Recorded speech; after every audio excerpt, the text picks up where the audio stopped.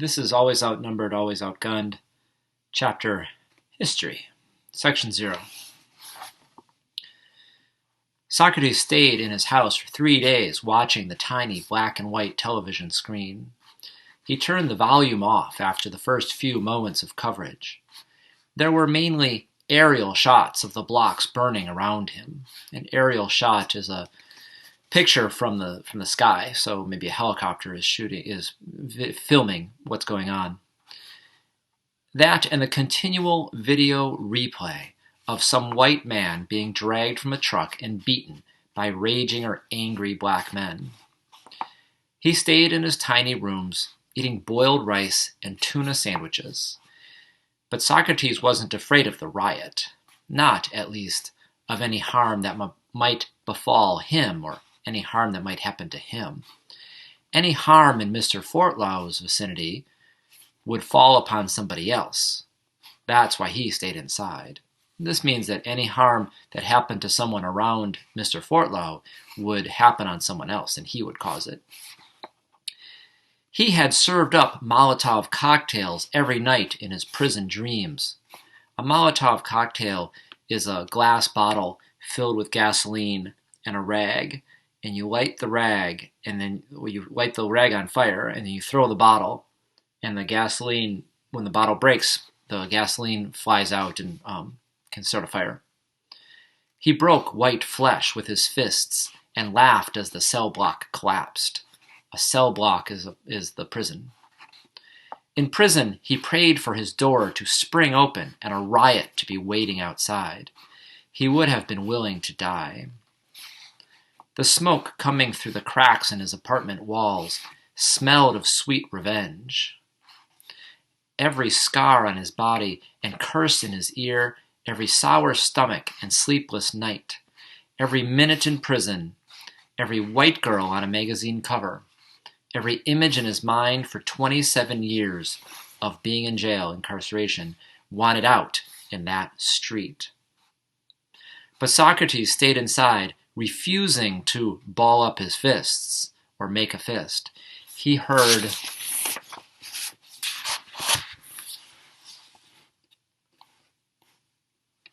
the mobs, or groups of people, angry people. He heard the mobs roaming the streets through his thin walls. To roam means to move from place to place without purpose. He watched them on the mute TV, living out his dreams.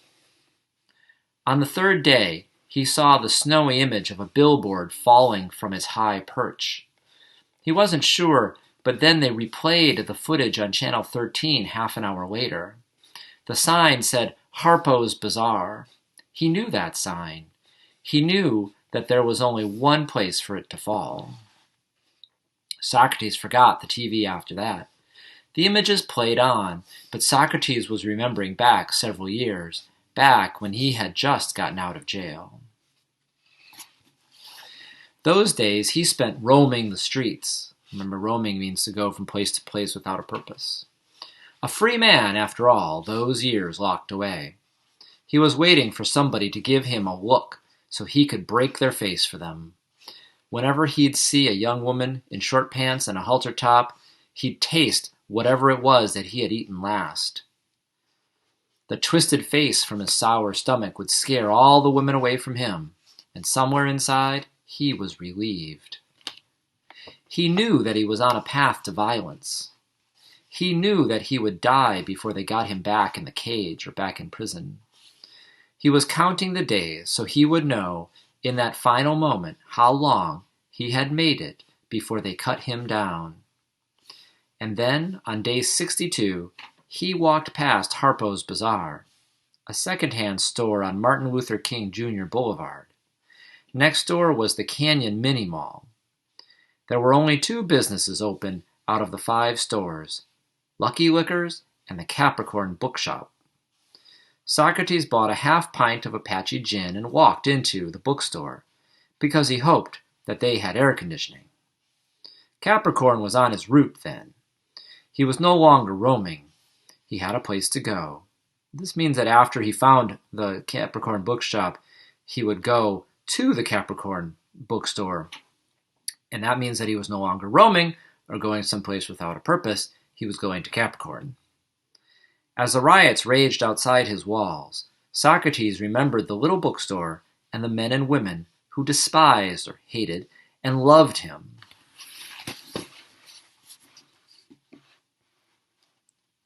Section 1. I don't like you, Socrates Fortlow, Roland Winters had said. He was pudgy or fat and small, a bespectacled man, means he had glasses, with strawberry brown skin. You and people like you. You are the whole reason that we have so much heartache down here. You're always thinking about violence, always wanting to beat on someone, never wanting to get on your knees to God.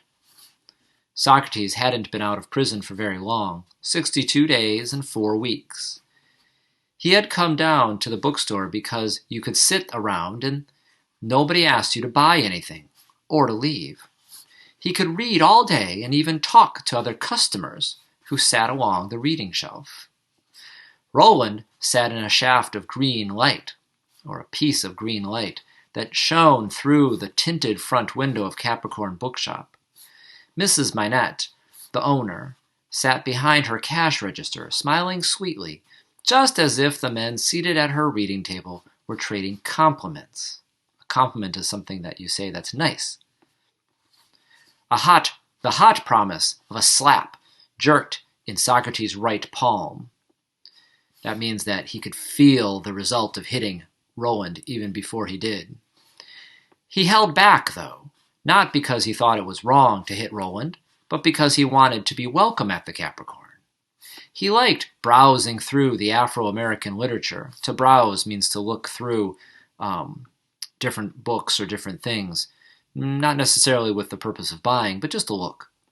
So he liked browsing or looking through the Afro-American literature and talking to Mr. and Mrs. Minette about what he read. Black cowboys running roughshod in Oklahoma, black scientists and war heroes and con men. Con men is a criminal who convinces people to do things or give him money or buy things that really they don't need. He liked the smell of the Minette's incense. Incense is a thing that you burn and it smells good. So he liked the smell of the Minette's incense and the promise of things that he had never even suspected were true. Oh, Roland, shut up, Minty Seal said. Just shut it. All Sacco did was ask a question. He didn't even ask you. I don't have to be quiet if I don't want to be, Roland complained. He could ask a question, and I could speak my mind. A lazy smile rippled across Minty's big lips. He was a long-boned man, 35, a wallpaperer by profession, and unemployed.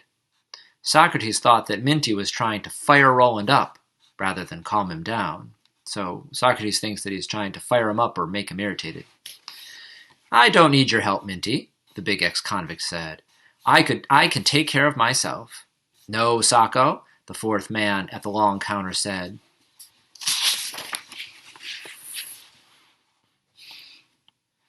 It wouldn't make any difference if the African people had gunpowder. Africans just weren't warlike, not like those Europeans. The Chinese either. They had gunpowder for 1,000 years, and they never did anything with it like Europe did. The last man was only known as Big Bill. He weighed nearly 400 pounds and had to sit on a box instead of a folding chair. He had a job with a real estate agency on Avalon and drove a 1969 Impala that was pink and chrome, in beautiful condition. China, Roland yelled. China has guns. They have guns and cannons, and the atomic bomb. That's what men like this one here, Roland waved dismissively at Socrates, don't know about or don't care. You start talking about guns and it all just escalates. From fists to guns, from guns to dynamite, from dynamite to the atomic bomb. The atomic bomb, Minty said. The atomic bomb? Don't tell me those folks down at the Federal Building have you fooled, Roland. The atomic bomb? Shoot, that's just some lie that they are telling people to keep them in line. They tell you they have some bomb so bad that you better not even think about trying to get what's yours. That's how they keep people down, with lies like the atomic bomb. Minty turned his chair around so that he could look down the row of men. When he put his big bare feet up on the table, Mrs. Minette frowned. Minty and everybody else knew that she didn't like feet up on her furniture, but she would never interrupt an intellectual conversation to say so. "Oh, come on, Minty," Big Bill said. "You aren't saying that you don't believe in nuclear power." "I'm not, huh? Did you used to watch Walter Cronkite back in 1964 and 65? Minty asked Bill. "Yeah, me too.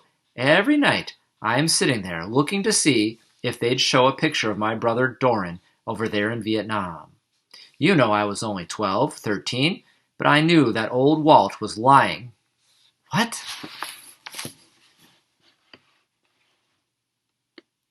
"He was lying, man. 500 Viet Cong killed, 1 American wounded. Next day, 2,000 North Vietnamese regulars killed or routed, with only 3 Americans killed. You add up all that at the end of the war, and we have killed over half of Asia. Forget about Vietnam." "But that was war, Minty," Bill said. "They lie like that during a war to keep up confidence at home." "This is a war," Socrates said. He was angry at himself for talking so softly, but he was intimidated, or felt insecure about his own self, by how intelligent the men at Capricorn sounded. They were so confident about their words. "What, Sokka?" Minty asked. There was a big grin on his lips. "That's what you are saying, right, Minty? That we're in a war against the men that own everything. The newspapers, the TV stations, the army, and the police. They tell us what they want us to know. If it's a lie, then it is. But if it's the truth, it doesn't matter, because they only say it because it helps them out." Socrates felt a film of sweat form across his bald head. He wasn't a timid or quiet man, and he was willing to put his life on the line, where most men would have run scared. But he was shy of the men and women at the Capricorn, because they were readers. Not prison yard lawyers or BSers. That these people study the history of black folks because they loved to learn. "There you go again," Rowan chirped. "Talking war, talking violence, talking about how it's somebody else's fault. Say what you want, but God knows that it's on you, that it's your responsibility to do the right thing," is what he's saying. "When the judgment comes, he isn't going to take any excuses. You can't say that it's the newspaper's fault that you shot that man. You can't say it's the girly magazine that made you rape the woman." The little man slapped his belly as if he had a round drum wrapped up in his t-shirt. "Let him talk, Roland." Her soft voice was ethereal or air-like the voice of ghosts in old black and white movies. The men all turned. It was unusual for Mrs. Minette to get involved in the talks that went on in her store.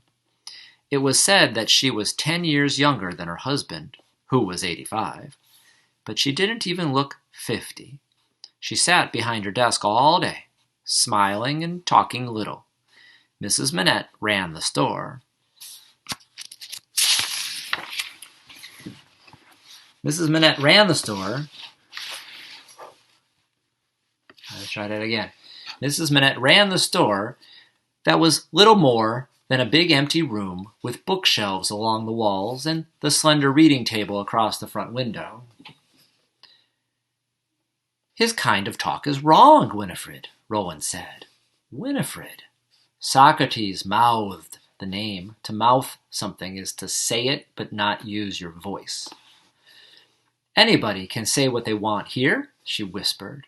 "What were you saying, Mr. Fortlow?" "Oh, I wasn't saying anything, really."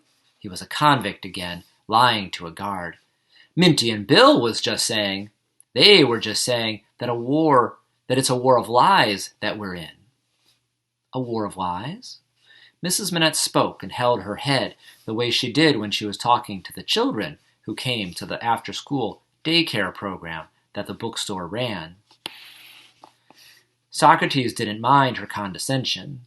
To condescend to someone means to talk to them as if they're less than you.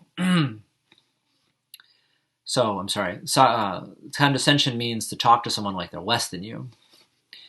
Yeah, he said.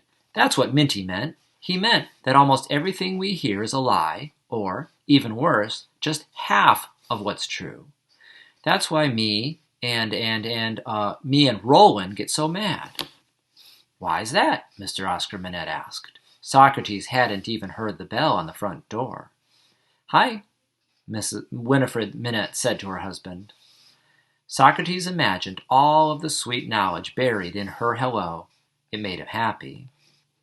Hey, Mr. Minette, Minty said, as he removed his feet from the table. How are you doing? Oscar, said Bill, in a way of greeting. Mr. Minette was tall, thin, and lame. Lame means that he has a disability. He had on a fuzzy gray suit with a chocolate-brown rayon shirt underneath. His cane was brown, and so were his shoes. Mr. Minette bowed to each of the men, and then asked again, What were you going to say, Mr. Fortlow? Section 2. Socrates stared at Mr. Minette. He understood the question, but didn't think about an answer. He knew the answer, but somehow that didn't seem to matter. He felt like a boy in school. He was in awe that he was picked out to speak. He was excited, impressed that he was picked out to speak. Call on me, Socrates remembered shouting with his arm held up so stiffly that it shook. Call on me! He's remembering back to his school days. Oscar Manette limped across the big room, slowly approaching his wife. She turned her smooth, round cheek to him. He kissed it. Then she stood on her toes to kiss him. Bill jumped up, grabbing a folding chair from behind the desk, then shaking it out for the elder. But Mr. Minette didn't sit. He stood behind the chair, holding it to steady himself. What did you say, Socrates? That Roland and me are always fighting because we can't believe in what we are saying to each other. Socrates heard the words as they came out of his mouth. They sounded good, maybe even true. 23 years angry and poor, 27 more in prison, and then all of a sudden, it just all fell into place. They are lying to us so much that we are always looking for the trick behind what they are saying, because there's always a trick, even if you don't think there is. I didn't say anything like that, Roland Winters said. I said I don't like you because you don't accept God, because you always are talking about crooks like that George Washington Williams and cowboys and guns. Socrates didn't want to slap Roland anymore. He didn't want to hurt anybody for the first time that he could remember. Isn't it Christian to forgive and to teach? Minty asked. He was still grinning, still jabbing the needle. There's a phrase in English called needling someone, which is to irritate them on purpose. And Minty is irritating Roland, and he's doing it on purpose. So this is a comment that's designed to make Roland upset. Oscar Manette beamed or looked happily at Socrates. Winifred smiled at her husband. Roland was quiet while Minty grinned at him. Big Bill didn't seem to know what to do with his hands. It was still all so clear to Socrates while the riots raged outside, years later. The picture of his first friends outside of prison, the smell of incense, the radio playing low in the cabinet under Mrs. Minette's cash register. There's always a trick, Socrates repeated.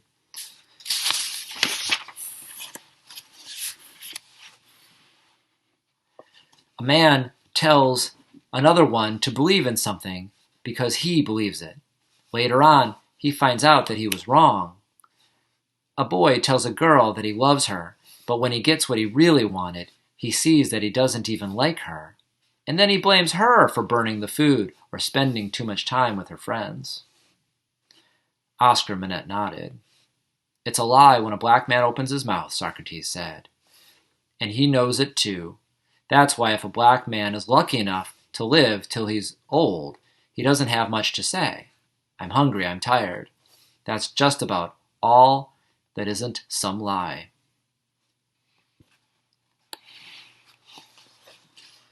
Roland left. He never stayed long in the store whenever Socrates was around after that day. Minty put on his shoes and went too. He had a date, Socrates remembered, with a school teacher. Bill stayed and read the newspaper. Bill never read books much, but he liked to talk to people who read them.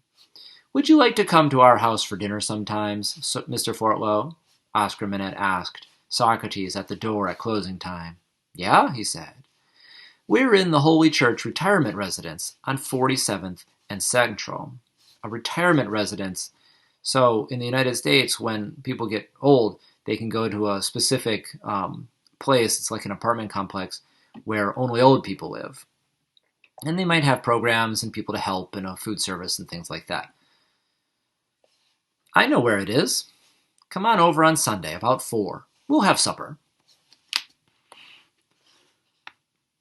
Socrates expected a much larger apartment. People like the Manettes should have had a long dining table with thick carpets and a kitchen big enough to feed an army of grandchildren. But it was just 2 small rooms and a kitchen that Big Bill wouldn't have fit into. The floor was unfinished wood, and the table didn't leave room for a breadbasket with the 3 dinner plates on it. 1 window only, and no bookshelves. "Everything we ever had is in the Capricorn," Oscar Manette told Socrates over baked chicken. Winnie and I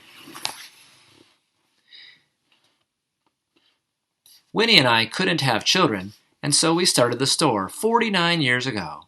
It's always been more spiritual than anything, but we keep books for everybody." Dinner was only 1 small chicken, but Winifred baked it until the skin was crisp and salty and meat fell from the bone. Socrates found himself more hungry after the meal than he was when he sat down. But he wasn't complaining. The Manettes had met James Baldwin and Langston Hughes and both Martin Luther Kings. They hosted plays on the weekends and had gone to Africa with Louis Armstrong in the 1960s. "We don't have any money in the bank," Winifred said, "but our lives are like treasure chests." She looked at her husband, and they linked hands across the table. "I can see it," Socrates told them. He felt himself relaxing in their home. It was a comfort that he'd given up on years before he went to prison. It made him so happy that he was afraid to talk, afraid that he might say something to break the spell. "Where are your people from, Mr. Fortlow?" Oscar asked. Socrates was sitting on the couch while Winifred sat in her dinner chair. Mr. Manette stood because sitting cramped or hurt his back. "Indiana." "Are they still there?" Socrates waited a moment before saying, "I guess." "You haven't heard from them?" Winifred asked with a big sorry smile on her fine-featured face. "I was in prison." Socrates said for the first time that he didn't have to, which means he volunteered that information. "When I went away, my family forgot me. All except my mother, but she died soon after I was in jail or incarcerated." "That's wrong," Oscar said in a somber or sad tone. "Wrong." "Oh, I don't know," Socrates replied. He felt so comfortable that he could have fallen asleep on that couch. "I was a bad man, really bad. I don't blame anybody for not wanting to claim my blood." "But you got out," Winifred said. "You paid your debt, and now you're doing good."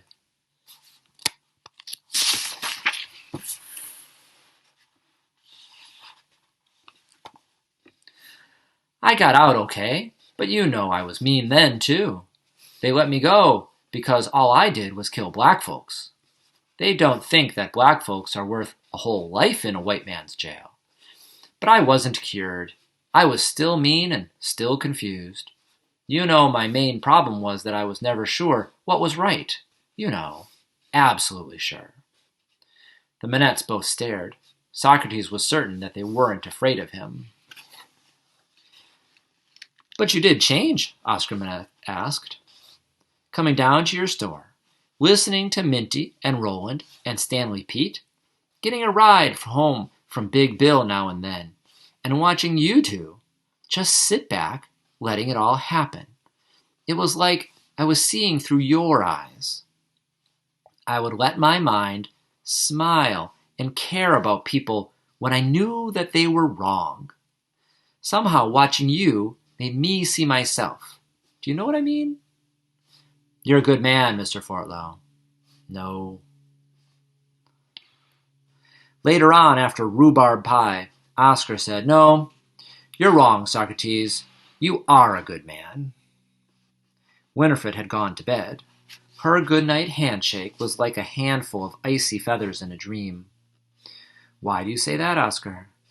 Because you know, in your heart, that there's something good in the world, in spite of all the bad that you have seen and you have been. You come out to the bookshop and talk to those men because you know that there's something good in the world, and you want it. What good is this that you are talking about? Purpose, Mr. Fortlow. Purpose. We're all here for a reason. There is a divine plan. Good men want to find their place in that plan, and that's you. You mean a plan like in the Bible? No, not in a book, not in a church, or a temple, or mosque. You see it, don't you? Where did life come from? A rock fell in some mud and then lightning struck? A muddy cell turns into a pollywog, and he comes to be a frog.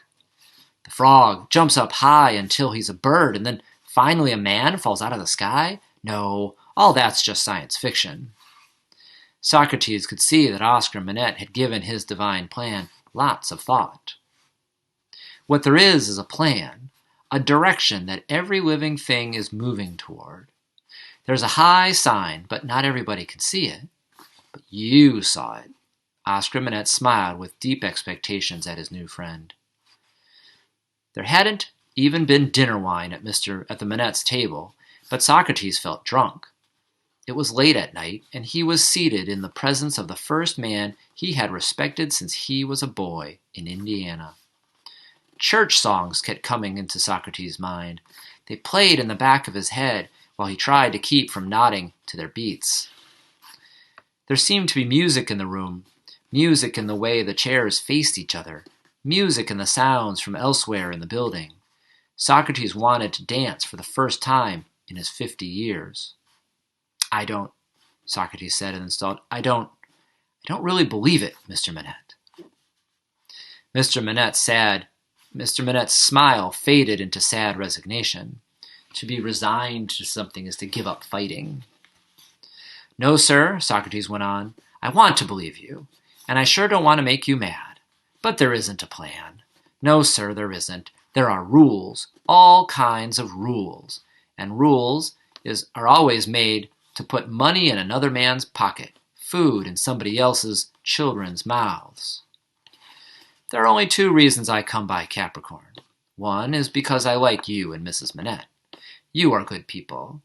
And the other one is because I want to know how to break the rules. Because any black man that ever did anything for himself broke the rules. He had to, because the rules say that a black man can't have anything. That's what I learned in prison. You know I shouldn't have been up in jail. I murdered and I raped and then I murdered again. A man like me should have been hung, gassed, and then electrocuted. There are 3 ways of being killed. Killed, and killed again. But they didn't kill me because I was the best kind of rule-following black person. I killed my own people and then let myself get caught. To my own people I was a dog, but the men who made the rules threw me a bone and let me live. To throw a dog a bone means, in English, it's a phrase, in English, it means to give someone a treat or to do them a favor. So he's playing with words here. He's saying he was really bad, but the white men who make the rules, threw him a bone and let him live, did him a favor. That was the trick for me. I thought I knew what I was doing, but I was just working for the men that made the rules. Killing my own people was just part of the rules. Making myself A prisoner or jailbird was just what they wanted. Socrates saw that Mr. Manette had stopped listening. He was looking into Socrates' eyes. What he saw was a boat that had busted its rope and was now floating with no captain toward a faraway storm. But Socrates didn't care that Manette couldn't understand him. He was talking now. He had something to say. "You and Winifred broke the rules, Oscar," Socrates said. "You started that store, made room for black men and women, and didn't take a collection and didn't tell them what to think. You had me here to dinner and opened your heart. That's revolution, brother. Rebellion against the rule. I don't know who makes the bird fly, man, but I do know who makes it poop on my head. I love you, Oscar, because you are the one that showed me the truth."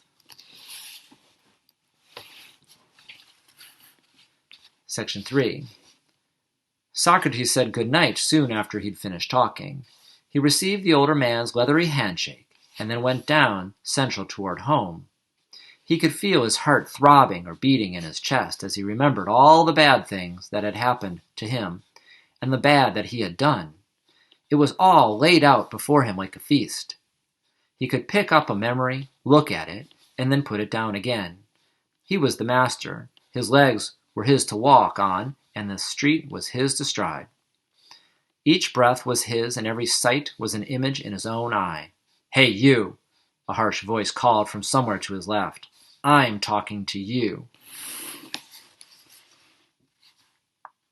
"What?" Socrates said. When he turned, the policemen were climbing out of their car like soldier ants coming out of a hole. They each carried a baton. A baton is a type of stick. Socrates wished that his blood would stop pounding, that the angry laugh in his throat would subside. "Take your hands out of your pockets." The first rule had been made. "Where are you going?" one cop asked. Not very kind, none too kind. "I'm just here, officer," Socrates said. He wanted to giggle, but he held that down. A giggle is a type of silly laugh. The two men flanked him. To flank someone means to go to their sides. So the two men went one to each of Socrates' side, standing a good 4 feet away. They could see his strength and his size. They had seen what could happen to policemen who got too close to the fire. "What's that supposed to mean? I asked you a question." "Let's see some ID," the second cop said. "It's in my pocket," Socrates apologized. One of the cops made a motion with his baton as if he was about to strike. But Socrates didn't flinch or dodge. He just stood there, waiting for permission, the second rule, to reach into his pocket. "Don't be smart," a policeman said. "Take out some ID." It was a state registration card for a man who had spent 27 years in prison. "We got us a jailbird, Simon," one cop said. "What are you doing here at night?" And then there was a gun pointing at Socrates' eye. He regarded the weapon and said nothing. It means he looked at the weapon and said nothing. "No, yes, sirs, or forget yous. No, I was just going home, officers." While Simon pointed his pistol, the other white man went through Socrates' pockets. He found a key to the padlock that secured the ex-convict's front door, a small pocket knife with 2 razor-sharp blades, $4.28, a folded-up form that gave the receiving hours for the South Central Recycling Center, and a small bag of salted nuts, half-eaten. Simon was standing closer than he should have. Socrates figured or thought that if he hit Simon first, the other cop would be easy to knock down or fell.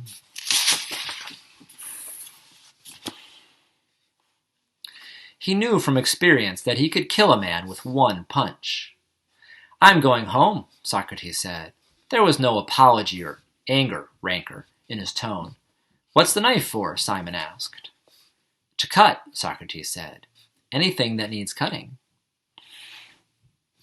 C+, Socrates thought to himself when he returned to his back alley apartment. In those days he was still sleeping on 3 area rugs, piled one on top of the other. He wrote the grade down on a piece of paper. For years he gave himself a grade every day. Any time he wrote down failure, Somebody had been hurt by those big, rock-breaking hands. Section 4. The Canyon Mini Mall was burned black from the riot fires. The books were scattered all over the parking lot. The cash register lay shattered on the asphalt. Asphalt is the stuff they make the roads out of. Socrates hadn't been to the store for years. After his talk with Oscar, he didn't feel the same welcome. Everyone was still nice, but the warmth was gone. He dropped by about once a week for a while, just to say hello. One day he realized that he hadn't been there for over a year. There was someone moving around inside, in the back room behind the burned-out desk. The roof was mostly burned away, but pieces of ceiling could still fall. Looting a destroyed bookstore seemed like a fool's enterprise. Looting means to steal stuff during an emergency. A fool's enterprise or a fool's idea. An enterprise is a project that you're trying to do, and a fool is someone who's not smart. So wandering around inside of a bookstore that could fall down on you is not a good idea. But Socrates went in to see who it was. If it was a looter or a thief, he'd get an F that day, meaning that he would hurt somebody. Roland! Roland, is that you? Who are you? The small, pot-bellied, strawberry-brown man said.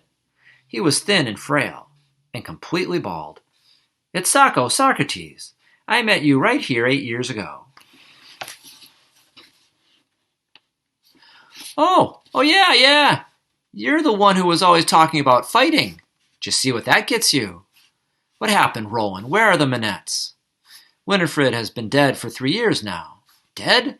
The sweet smoke took on the odor of death for Socrates. Dead how? Heart attack. She was right behind her counter, just keeled over. That means just to fall over. Keeled is a word that's used for boats. So she just fell over. I was there. Not a thing we could do. What about Oscar? Socrates asked. Alana Hersey called him and told him about the store. An hour or two later, he had a stroke.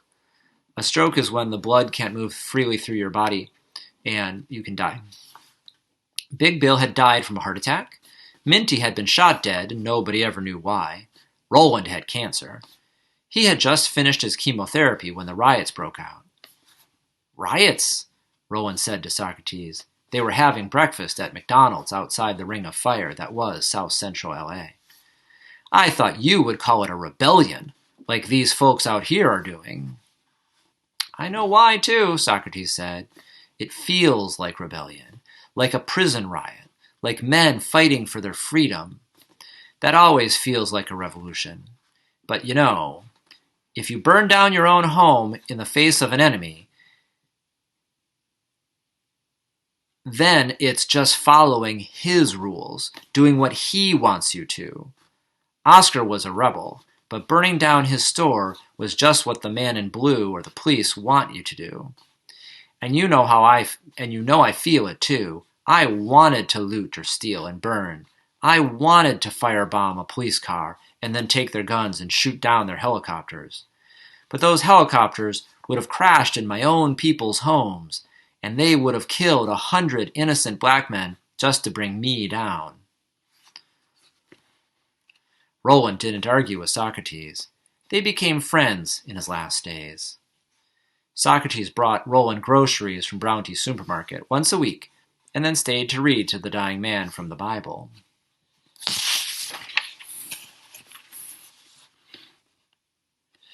They didn't make it through Genesis. Genesis is one of the first books. Socrates wrote a speech for Roland's funeral, but because nobody came, he never read it. Instead, he bought a Bible and took to bringing it up to Roland's grave once a week. He read it out loud, a page at a time.